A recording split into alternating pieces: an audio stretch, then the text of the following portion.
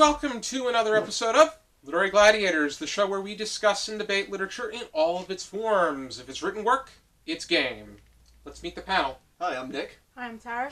I'm Charlie. And I'm Josh. We have a brand new person on this panel. Nick, you've been here for 2 episodes, but Tara, this is your very first episode. Yes. Welcome.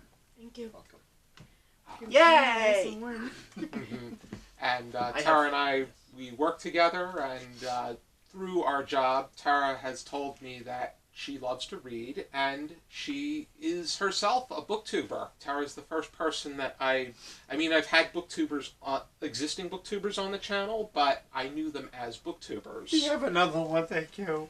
Tell us a little bit about your channel, Tara. Well, my channel is PhaseRate84. It's basically pro cons and a quote, and I just did a bunch of pros, and then I did cons. And I didn't do a quote this time, I just did pros and cons, a list of books I had read, and then what I'm currently reading as well that you'll see on YouTube. But I'm basically on TikTok, and I perfected my craft there because it's shorter and made me think of what I wanted to say better. It made me a lot better coming across. Okay, I think that is a good way to organize your thoughts and communicate with people out there as far as I stopped like looking down because you can see if you look me up on there, you see me looking down at my notes, and TikTok stopped me from looking and finding different ways to getting my thoughts across. Okay, and was there any other social media that you wanted us to? Instagram, but it's a totally different name. It's Isles of Arabella. We'll leave links down below to every account that you're on, which we do that with everybody. Yes, Charlie? So, here's what happened to me. You'll laugh, or not. I actually was on TikTok. I was walking past a venue, and these people were making a TikTok, and I think I was on it. So, me personally, I'm not a TikTok person, but it's okay. But I always joke. Me neither, Charlie. I always said I'll be on Cops before TikTok, and I guess was not on Cops. So, but I think I walked through somebody's TikTok, and I was in a kilt too, so that made matters worse. Yay! It's better to be walking and minding your own business than getting arrested. Yeah. Pretty much. Even the though, lesser of two evils, granted, if you're on Cops, it might not be. That Hey, what's under the kilt? All right, I'll show you, officer. Whoa. No, that's stuff like that. Okay, then. Sorry, moving on. We're going to be going over I'm the awkward one. Newbery Medal winning graphic novel. That is New Kid by Jerry Craft. I think we're going to have a really good time talking about this. Yay! And I wrote the discussion starter for this work. Don't eat paint chips, that way you won't choke like I am. New Kid follows Jordan Banks as he enters middle school at a prestigious private school called Riverdale Academy Day School, where he meets new people and comes across challenges from all different directions, and in so many different ways, both exterior and interior. There are many aspects that we're going to be covering today, but my discussion starter is this. Who was your favorite and who was your least favorite character in this graphic novel? And we're going to start with you, Nick, and we'll go down the line. Well, I think I'll start maybe with my least favorite. Thank you for reminding me earlier of her name. It's Professor Rowell? Miss Rowell. Miss Rowell. I think everyone can imagine who reads the story. It's like a authority figure who refuses to really acknowledge you.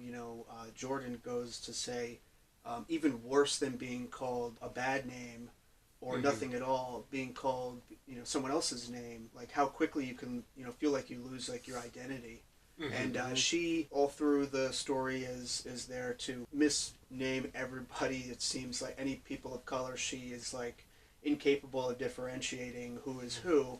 And of course, everyone is insulted, and it's an ugly interaction every time that it happens. But yeah, she's probably my least favorite. And you have a picture to.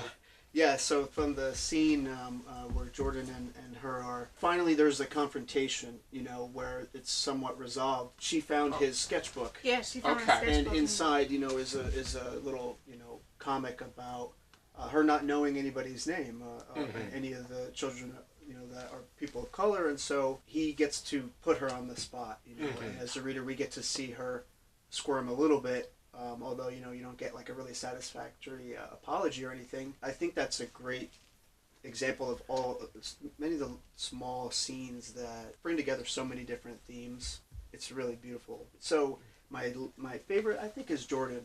I really appreciate you get to see, like you said, the exterior and the interior. He's just a lot of fun. It's so easy to relate to, and he's straddling two different worlds, and then with the private school, and then his old school and his neighborhood, and then also the exterior reality, and then his interior world, which is full of all the really fun, like homage or whatever you call it, spoof, of the different movies. And my favorite character is Jordan for the same reasons he said. I just related to him because he was, when I was a kid, that was my head. I can't draw or anything, but he was my head most of the time. I could relate that way. And the same thing, and like that teacher, she really made me really angry. It's not that hard.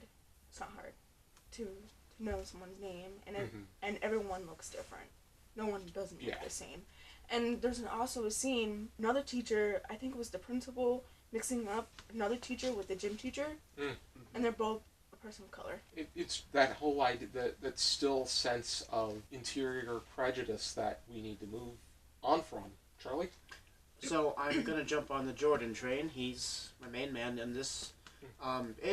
Because he has so much going on. My least favorite, I'm going to kind of stray away. Yes, I agree. This Miss Rural is, I don't know if it's because maybe she's a teacher. And I will say this, some teachers can't remember their students' names, but you should always make an effort. Get to know your students. Get to, know a little bit about them. And get their name right. Give them the sense of identity. And give them that little bit of, hey, I'm going to do great in this class. The upperclassmen, they're not embracing the new, I guess, I don't, they have some questionable names for them as well. I know in these schools, you have your, not all cases, but you have a rite of passage that needs to be abolished, Welcome to our school. I know this is cheesy. It may never happen in this lifetime. Break down that barrier of being Mr. Hot SHI. Allow the little kids to sit with the big kids. Break that barrier. I'm gonna go completely left field. I do like Jordan as a character, but sometimes I find it hard to believe who my favorite character is. But the one that I felt really stuck out to me more than anybody was Alexandra. And the sock puppet. Yeah. Which, she was great. So that sweet. first scene was just hysterical. And then the commentary, which I can pull the page up. This is how she introduces herself. Oh, this here, he shows everybody, but he, instead of zeroing in on her, he zeroes in on the sock puppet. I thought that was just a hysterical combination. Yeah. And there were multiple instances where I had to laugh. Yeah, I laughed. That was one of them. What was even better was she had so much dimension. We learn about her background. We learn about why she wears the sock puppets. Yeah. We learn about why she hates spaghetti. Oh my God! How she saved her brother from when the water spilled. How Jordan, that he can tell one person, and he tells the person that's going to tell everybody. Yeah. So that it helps build her confidence. So it may be, in the short term, it might be, how can you do this? But in the long term, he really makes an impact. My least favorite character, I agree with all of you, is Mrs. Rowell. And it's not just because she can't figure out people's names, but there's more to it. She always thinks she's right. Oh yeah, that whole thing where Drew called Jordan dog, and dog is a term of endearment. Like Randy Jackson on American Idol, he called everybody dog. Dog is kind of like man or dude. She said it's not proper to call somebody a dog. That's inappropriate. The reason I say her instead of Andy is because, number one, Andy he's a middle schooler. I think that he can probably and hopefully outgrow. Yeah.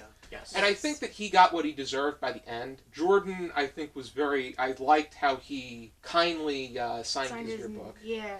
Because he was a jerk to everybody. It didn't matter what color skin you were a victim of that little bully. It describes how middle school is. There's always that one bullied no matter what grade you're in, what creed you came from, if you're Yeah. poor, rich, poor, black, white, Asian, Or green, or green, because of art class with paint.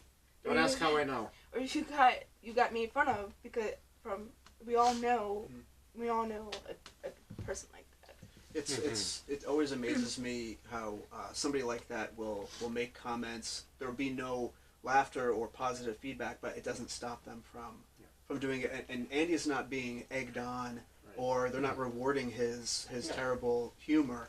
No. But because he's a kid, of course, we were all kids, and we all know kids, and kids can be terrible, and there can be a lack of empathy there that hasn't developed yet. And so we, not totally excuse the behavior or anything, but we could understand. But when it's the adults, which a few times in the book, there are basically what's happening with the kids.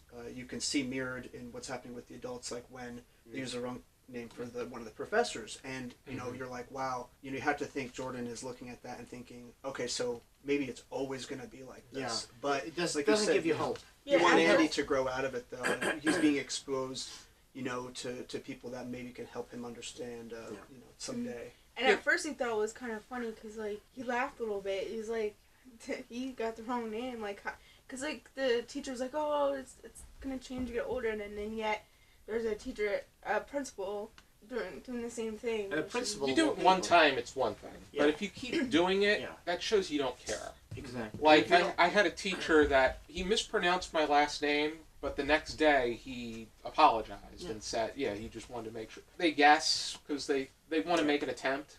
Hopefully they get to the point where they'll, first names they should be able to pronounce, especially or be able to match the person with the name. Yeah. With someone like myself, my last name people constantly mispronounce. Same here. Same thing. And you know what? I'm going to build on that too. I actually had I could tell you a backstory about a concert I was in on drums, and they say, "What's your last name?" And I'm like, "I forgot." But I was the best drummer in the school, and nobody made fun of me in school really, because I wonder why walking around with a pair of these at all times.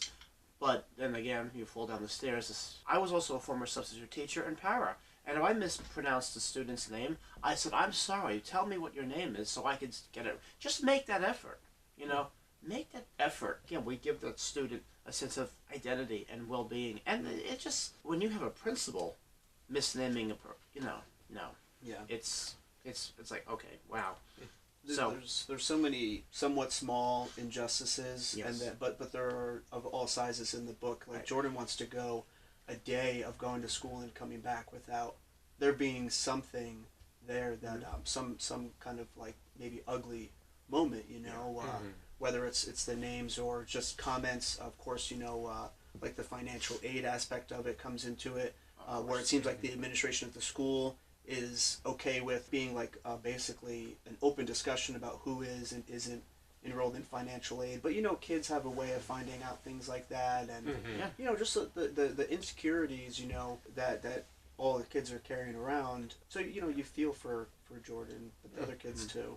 The adults, we don't excuse it. No. Because they supposedly became teachers to prevent this from happening. On the topic of financial aid, that was the case with Colin was very unfortunate. Yeah. Because he was Andy's quote-unquote right-hand man, but he himself had mass insecurities. I think that he was aware of the way Andy was, but he couldn't really be open about it, and he felt that it would shatter his reputation in any which way. And then they go out on their vacation during winter break, and that's where they realize he really didn't need financial aid. Was he going on Andy's wing, but they caught him, and that was it with him. Yeah, I thought that was interesting.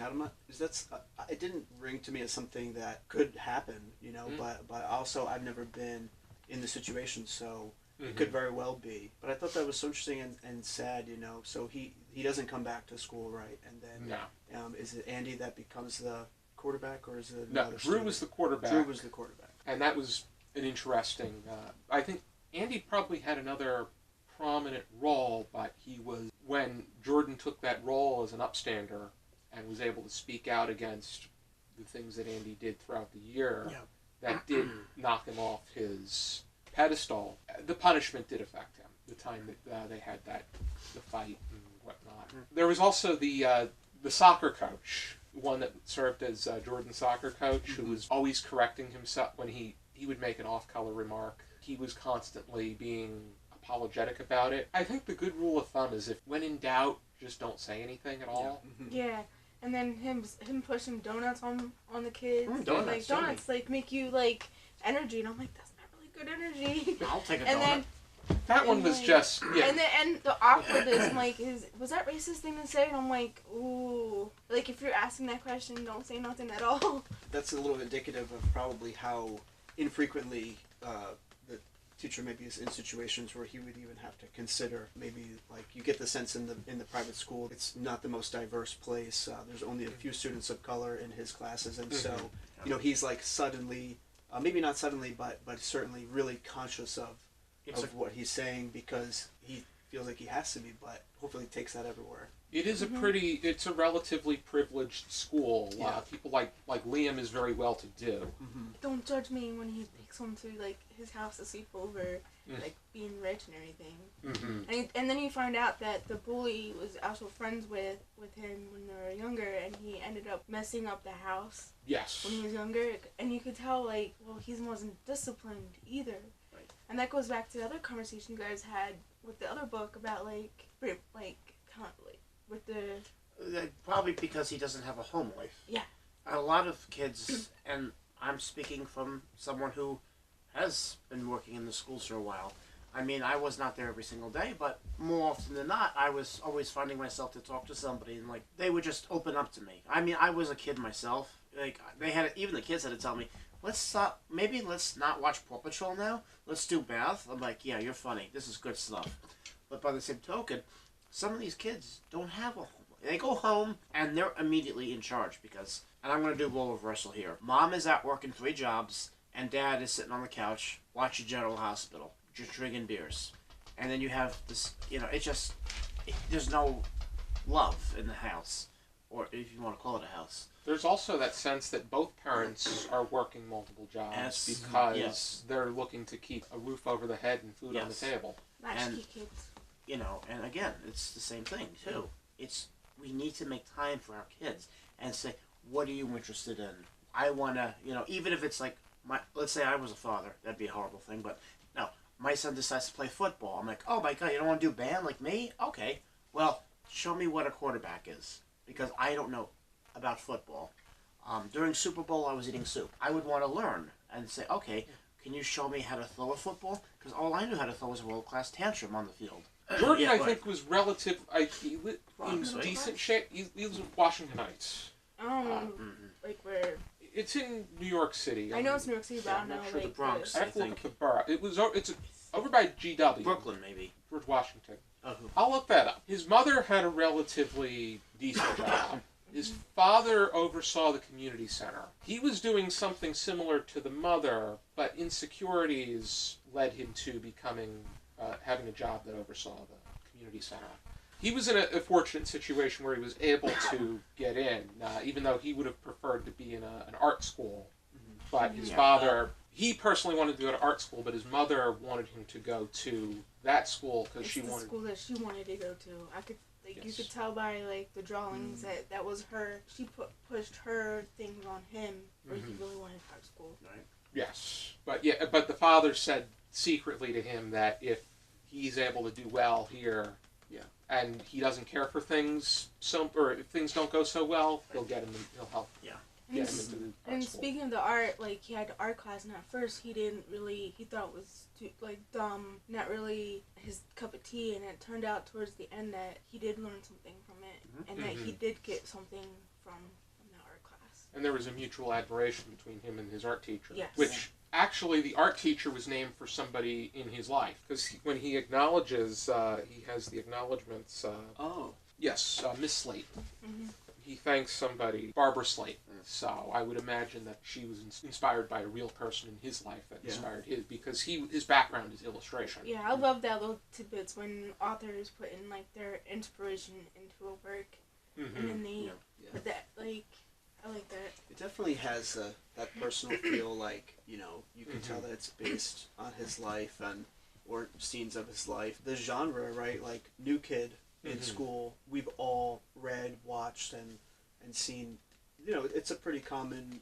I don't want to say Trope. like trope. It but is a trope. It is a trope, right? It is a trope. You know, moving to a new school, all the adjustments that come with it, the conflict between what your parents want, what you want, your new friends, your old friends, right? That feels very familiar, but the story, I never felt like I was reading a trope, you know? I didn't recognize a lot of, it felt fresh, it felt really, you know, it held my interest, and it was funny with the scenes, different chapters, you know.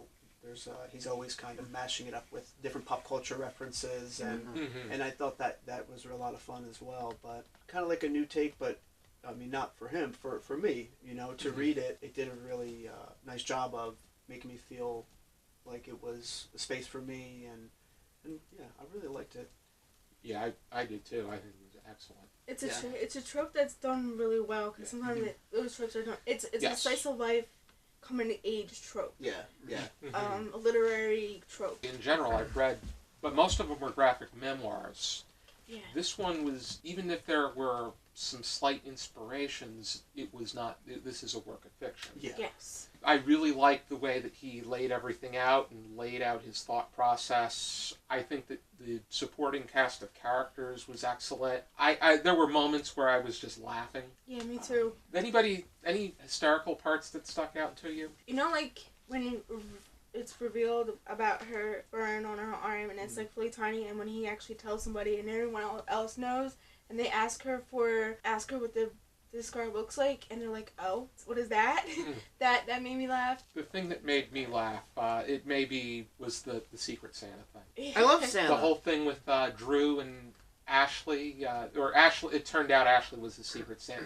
Yeah. And the things that she was getting for him were very questionable. Yes. But it was, he likes basketball, who doesn't like KFC, the chocolate Santa. Yeah, it looked so good, fine and delicious kind of thing. Mm-hmm. And like the way it seemed like something else, but it was actually something a lot deeper. She actually watched him, she actually paid attention to what he was interested in. And it was very innocent, and once you got the explanation, you're like, oh. Yeah.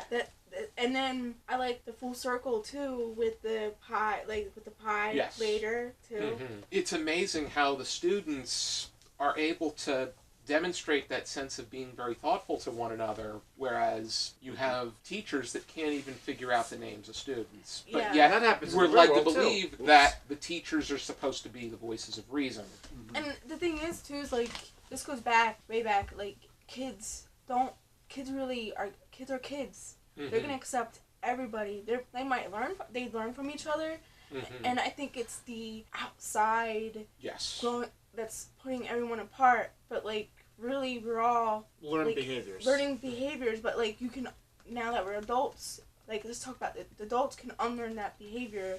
Maybe in later, but like in the series, maybe those teachers learn from their mistakes and become better teachers. I would really like to read a little bit more and see if that one teacher changes. This is a series, so I'll be interested to see how it progresses. Because Yes. I mean, the next is going to be, it would be him going into his next year.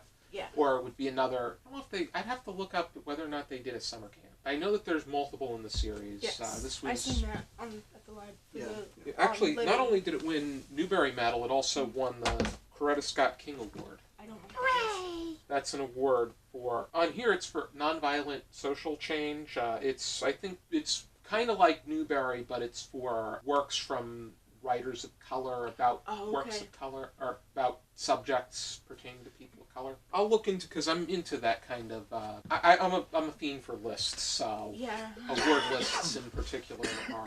I'm horrible with that. Those things. I just do my research, look at the books, and then read them and like them. And I love middle grade, so this I'm gonna read more of the series. How about you guys? Are you guys gonna move on? To be honest, this is one of my first graphic novels I've read, so it took me a long time to following along, but I enjoyed it. It was really yummy. I mean, it was really enjoyable. I will read the rest of the yeah, series. we didn't really eat it up. I did. I definitely will be checking them out. I'm getting a lot of advertisements for the other books in the series, and to read it, I enrolled in some thing where I'll be able to read the other ones for free, you know, with no nice. additional charge. And Awesome. I love graphic novels, but I can have the same thing where you're looking around the page, but I like to do that one on the computer because it can make it very easy to go from panel to panel. Yeah. So for like this, Yeah. I mean, it just went down so easy. It felt like watching, a couple episodes of a show. It did. Except you had more. There's more growth. That it happens more quickly, and but I loved the parts in between the little vignettes, but also the black and white sketches Those where are he would great. kind of break it down for you. Yes. And a lot of those would be like kind of themed as well. Maybe a superhero, or you had the one that sticks out was like Rad Men instead of Mad Men. Yeah. Oh, that was one of those covers. Yeah, that's one of the covers, Yeah. and then I mean, when you had he had the whole layout of the cafeteria. yeah, Who sat yeah. where? Yeah, like That was my and- favorite. And Because I like that's food. that's like the typical, like, if you're in school, no one was like that. You had your If- clicks. Like you had clicks, but like no one was like it was not in your face. You just you sat wherever you sat, especially in my middle school experience. Like you sat with people you knew, but nobody wasn't like no one sat in a clique. the medium that's where you can have fun like that. And Yes. put a map in there and Oh put yeah, in all kinds of different scenes, and that was so makes fun. it It was It like really it was holds a- my attention it- well. And it Yeah. plays into the he wants to be an artist. Yes, Mhm. of course. The only thing that I would challenge is the fact that it says on the back this is for ages 8 to 12. Well, it's my age range. Perfect. Really, I Mentally. felt like a lot of the humor, some of it, I think would be for us. We laugh at it, but for an 8 to 12-year-old, I'm not sure how much of that. Depending on the No. on how the kids is grown up, what Yeah, what they have experienced. I think a kid who's 8 to 12 that is a person of color will enjoy it, will understand what's going on, laugh and everything else. I think a person who's palm clouded like us, a young kid, it would be good for them to read and learn. Yeah. And I think it would be really good classroom pick.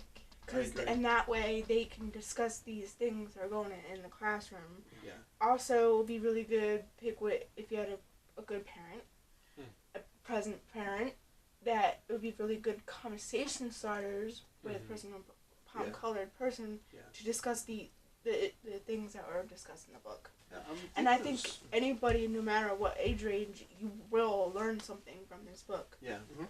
Yeah, I didn't catch a lot of the characters addressing what was effectively a lot of the main themes of the book, except for the father, Jordan's father. Mhm. You know that he knows, Mhm. that he understands. Yes. And while they don't out and out, have a back and forth very much about it, you at least get the sense that, when Jordan goes home, his dad, he kind of knows what he's going through, but he's not going to. He says this is just something you have to learn to navigate, essentially. It gives him some And, space, probably. having the security of him being there, I think it can empower, you to navigate something like that. I would say that this is more for people 12 to 14. I would say, because to me it's middle grade. And I think younger people could read it because I think that anybody can read anything they want. I would say that those that are 12 to 14 it speaks the strongest to them. But I think that us as older, I'm happy that I read it. This all goes back to if you know your kid, or you know your student. So, like, if you know your student, like your teacher, you know your student will understand this. An 8th grader or 8-year-old might get it. Because each kid is different. So, maybe a kid won't. Mhm. So, you won't give it to the 8-year-old, you give it to the 12-year-old. Right. And some kids that with their lexile levels, their reading levels, you have 8-year-olds that can read at a high school level, and unfortunately you have high schoolers that can read at a 4th grade level, and it's there's different there's in betweens, but I agree, you're right. I think it needs to be tailored to the student, maybe. Yeah, it tells to You the know. kid. That's why that range was there. Yeah. Alrighty then. Mentally, I'm 7, but that's a whole. Do we whole have nother any story. final thoughts? I loved it. It was fun. I enjoyed reading it. It was a light into the other works that I was assigned, and it was a lot of joy in it. I came away with more understanding. Alrighty then. How would we rate this 0 to 5 stars with half stars permitted? Nick? I'm gonna go 4 stars for me. Since not you said out of 5, right? Yes. So not totally perfect, I guess, for me. You know, for things I love. This is not something I necessarily would have went and pulled off of the library shelf. If it was on one of those carts when you first walk in a display, I could see myself picking it up, going through, and taking it home. But I appreciate you bringing it to my attention. I had a lot of fun reading it. Thanks. 4.75, close to a 5, not quite a 5. Reason being is because I'm not really the age group for it, even though anyone who can enjoy it. I think I would like stories with a little bit more meat. It did have it, but like it needed that little more of a push. If it had that little bit more of a push, some middle grades do have it, but this one didn't. That's my reason. Charlie? I'm going to go with a solid 4 because, I loved it. I thought it was wonderful. But I also, for me, I'm not really a graphic novel reader. I know, shame on me, but I appreciate them and I like them, but it's not my go-to. But I also like the challenge of trying to... It's like reading the funny paper. That's a horrible analogy, but what I was trying to say is, you know, there were times I had to stop and go back and, okay, now I got it. You also knock off stars when the story has a sad ending. All right, fine, 3. Okay. And a half. Because it was so well written, but... I'm giving it a solid 5. Good for you. Because I think that this had everything that... It accomplished everything it set out to do. I thought it was funny, it was informative. I agree. The story was fleshed out. All of the characters had dimension to them. I really learned a lot about not just who people are and who their backgrounds are, but also the mechanics as to how they function. I think that it really helped, and I think that it will help readers develop a great sense of empathy and understanding, and also be able to examine themselves as far as whether or not something is okay, or just help with that decision-making process. If you think it looks awkward on the page, maybe you should examine something from your own background and perhaps Agreed. change How you think. how you think and how you react. I'm sorry I knock off 4. Do some self-evaluation. I might, you know what, I might do that because I do knock off for having a sad ending because I said, well, you know, we had a little malfunction here. I kind of like, and they had to start my key again. But if it has a sad ending, I don't know why. I want everything to be rainbows and muffins. And if that's not going to happen, sorry, I'm going to get a little... You're right, I should maybe do a little self-reflection on my end here. Yeah, maybe you should start reading romance novels. There's always a happy ending, or happy for now. Does it involve me playing my drums? Because I haven't played my drums in a long time. Sorry, tangent time. I'm not doing that. The romance novel itself. If you are interested in reading New Kid, here is my copy. New Kid by Jerry Craft. It is a marvelous graphic novel. It's really and there are at least 2 sequels that follow this one. Jerry Craft may very well run away with it and do even more. Hope so. We'll have to see. Yeah. Alrighty then. Thank you for tuning into this video. I hope you check out some more videos from our channel. And for now and as always, we encourage you to keep reading. And eating.